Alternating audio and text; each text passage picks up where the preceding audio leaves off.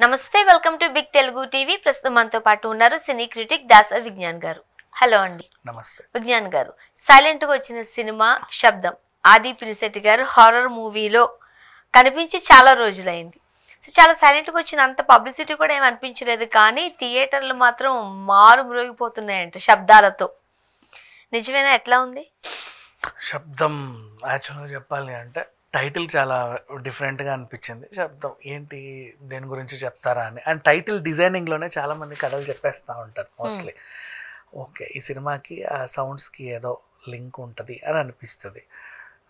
తర్వాత ఇంకా ఆది గారు ఆఫ్టర్ లాంగ్ టైం ఒక సస్పెన్స్ థ్రిల్లర్ చేయడం, పైగా ఇది కొంచెం పారానార్మల్ యాక్టివిటీలు ఎక్కువ ఉండడం, హారర్ని తలపించేటువంటి థ్రిల్లర్.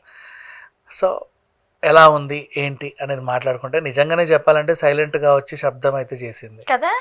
అవును, చాలా అసలు వస్తుందా రాదా అన్నట్టుగా బాగా చెప్పానని చెప్పి చాలా సైలెంట్గా వచ్చింది. నవ్వు అంటే అందరూ కూడా మొన్న శివరాత్రికి రిలీజ్ చేసుకున్నారు ఈ వారం సినిమాలన్నీ. అవును, ఇది అసలు ప్రమోషన్స్ లేవు, ఏమీ లేవు. చాలా అసలు అలాంటి ఒక సినిమాలో ఆది పినిశెట్టి గారు ఉన్నారు అని పెద్దగా ఎవరికి తెలియదు. Nobody nose. అవును, కొంతమందికే తెలుసు. అమ్మా ఇంకా కళాఖండాలు బోల్డని ఉన్నాయి. సిమ్రాన్ గారు ఉన్నారు, లైలా గారు ఉన్నారు. అదే కదా, ఒకటి మాట్లాడదాం.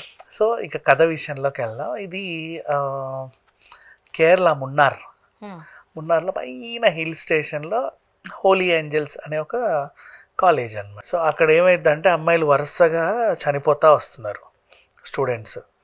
అరే ఎందుకు చనిపోతున్నారు ఏంటో తెలియట్లేదు వీళ్ళకి. ఇది ఇక్కడ దయ్యాలు ఉన్నాయి, దయ్యాలే చంపేస్తున్నాయి అని చెప్పేసి ఒక పుకారు వస్తుంది.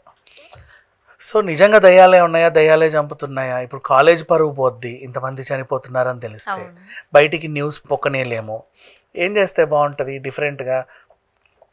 ఒక మంచి పారానార్మల్ ఇన్వెస్టిగేటర్ ఉంటారు కదా, గోస్ట్ ఇన్వెస్టిగేటర్ని పిలిచి అసలు ఇదేంటో ఈ గుట్టు రట్టు చేయండి అన్నట్టుగా ఆ పిలుపులో భాగంగా ఆది పినిశెట్టి ఆ క్యారెక్టర్లో వస్తారు. పోలీసులు కదా వెళ్ళాలి, బయటికి తెలియొద్దని కదా, కాలేజ్ పరువు పోదు, అందరు అమ్మాయిలు చనిపోతున్నారంటే. అందుకని చెప్పేసి ఇలా తీసుకున్నారు. ఫస్ట్ అదేంటో కనిపెడతామని ఈయన వచ్చాడు. వచ్చి అలా అలా చూస్తే లక్ష్మీ మీనన్ కొంచెం తేడాగా కనిపిస్తే ఆమెను ఏదో పరీక్షించాలి అనుకుంటాడు. ఇందులో భాగంగా 42 ఆత్మల శబ్దాలు వినిపిస్తూ ఉంటాయి. ఈ 42 మందివి హత్యలా, ఆత్మహత్యలా, అసలు ఎందుకు చనిపోయారు, ఎవరు చంపారు, ఎలా చనిపోయారు అనేది సస్పెన్స్. నెక్స్ట్ దాంట్లో భాగంగా ఇందాక ఇంకా నేను 2 క్యారెక్టర్లు చెప్పి చచ్చాను కాబట్టి వద్దులే, వాళ్ళ గురించి ఎక్కువ చెప్పను. మాట్లాడుకోవాలి కదా. నాన్సీ క్యారెక్టర్ లో లైలా ఉంది. లైలా జస్ట్ అలా వచ్చి అలా వెళ్ళిపోతుంది అంతేగాని ఈ కథలో ఆ కాసేపు లైలాని చూసి లైలానేనా అనిపిస్తుంది. ఇక కీలక పాత్రలో డయానా క్యారెక్టర్లో మన సిమ్రాన్ చేసింది. అసలు ఆవిడకి ఈ కథకి లింక్ ఏంటి, ఇవన్నీ కూడా తెర మీద చూడండి. ఇంకా చాలా ఎక్కువైపోయింది స్టోరీ. మరి ఇంకేం తిడుతున్నారు, నువ్వు అంత చెప్పేశాక మేమెందుకురా సస్పెన్స్ వెళ్ళడం. ఇకపోతే శబ్దంకి ఇందాక హీరో ఎవరు అనుకున్నావు? ఆది పినిశెట్టి గారు. తెర మీద ఆయన కనపడతాడు సరే, టైటిల్ ఏంటి? శబ్దం. మరి సౌండ్ ఇంజనీర్ కదా అసలు హీరో. మరి మ్యూజిక్ డైరెక్టర్ కదా అసలు హీరో. తమన్ యూనిట్ అసలు. అవునంటే చాలా మంది ఇప్పుడు చాలా సినిమాలకి ఆయన చేసినప్పటికీ పెద్ద పెద్ద హీరోలకి వాటన్నిటికి వచ్చిన పేరు వేరే, దీనికి వేరే లెవెల్ అంటున్నారు. అంతే, సౌండ్ టీమ్ అంతా కూడా నాకు పేర్లు తెలియదు, ఇంతమంది ఉన్నారు, అందరు ఆర్టిస్టులు. They have done excellent job. అందరి తరఫున తమని పొగుడుదాం కాసేపు, ఎందుకంటే తమన్ అందరికి తెలుసు కాబట్టి. Such a beautiful music. అసలు ఇన్ని రోజులు ఇంతకాలం తమన్ ఇచ్చింది ఒక ఎత్తు అయితే ఈ సినిమాకి ఇచ్చింది ఇంకొక ఎత్తు. అండ్ ఇంకొకటి బేసిక్గా గుర్తుపెట్టుకో, కామెడీ హారర్ మూవీస్కి పెద్దగా కథలంటూ ఏమి ఉండవు. ఒకటే అడుగుతారు, నవ్విచ్చిందా లేదా, భయపెట్టిందా లేదా, అంతే. అంతకుమించి ఏముండవు. ఏముంటాయి, ఎక్కడో దగ్గరికి వెళ్తాం, ఓ అందమైన ఫ్లాష్ బ్యాక్, అసలు ఈ దయ్యాలు మంచివా చెడ్డవా, ఎందుకు చంపుతున్నాయి, ఎలా చంపాయి, ఆ గెటప్స్ తో మనల్ని భయపెట్టారా లేదా, ఈ టైపే ఉంటాయి కదా, పెద్దగా ఏమి ఉండవు. సో ఈ మధ్య కాలంలో ఇలాంటి హారర్ మూవీ రాలేదు. అండ్ 2025కి it's a biggest asset. Such a beautiful horror story. అందరినీ భయపెట్టింది. ఫస్ట్ హాఫ్ ఏదో సాగిన ఆ శబ్దాలతో ఏదో చేసిన, సెకండ్ హాఫ్కి వెళ్తే అది ఆ శబ్దాలు నువ్వు అర్థం చేసుకుంటే దాంట్లో లీనమైపోయి భయపడతారు. కొంచెం తేడా అంటే సినిమా నువ్వు అటు సమోసా తినుకుంటూ అటు తిరిగి ఇటు తిరిగి వచ్చి కొంచెం లేట్ వచ్చి ఎవరైనా డిస్టర్బెన్స్ అయితే ఇంకా వేస్ట్, నీకు అదంతా రణగొనధ్వని అనిపిస్తుంది. డిస్టర్బ్ అవ్వకుండా చూడాలి, నీట్గా క్యూట్గా. సో పాప్కార్న్ కొనుక్కునే వాళ్ళు ముందే ముందే కొనుక్కోవడం కాదు, మధ్యలో వీళ్ళు వస్తారు డిస్టర్బ్ చేయడానికి, మీ ఆర్డర్ ఇదేనండి అని. సరే వాట్ ఎవర్, అంటే సస్పెన్స్ సినిమాలకి ఇవన్నీ పెట్టుకోకూడదు, ఈ ఎక్స్ట్రా కరిక్యులర్ థింగ్స్ అన్ని. ఉన్నంతసేపు థ్రిల్ ఫీల్ అయి రావాలి. ఈ మధ్య కాలంలో such a beautiful horror movie and మంచి మంచి ఆర్టిస్టులు ఉన్నారు అండ్ తెర మీద స్పేస్ కూడా అందరికీ బాగా దొరికింది. లైలా క్యారెక్టర్ అయితే నిజంగా ఎక్సలెంట్. లక్ష్మీ మీనన్కి ఎక్కువ స్కోప్ ఉన్నా గుర్తుండిపోయే పాత్రే, బాగుంటుంది. కథ మలుపు తిప్పే సిమ్రాన్ క్యారెక్టర్ అయినా సరే, బట్ లైలాది జస్ట్ చిన్నదే బట్ సూపర్. ఇంకా ఇంకా ఇంకా చెప్పాలి అనుకుంటే సాంకేతిక నిపుణుల గురించి మాట్లాడుకోవాలి. హారర్ మూవీని జనాల్లోకి తీసుకెళ్లడంలో కథానాయకులు, సౌండ్స్ ఎంత కీలక పాత్ర పోషిస్తారో కెమెరా పనితనం కూడా అంతే ఇదిగా ఉంటుంది.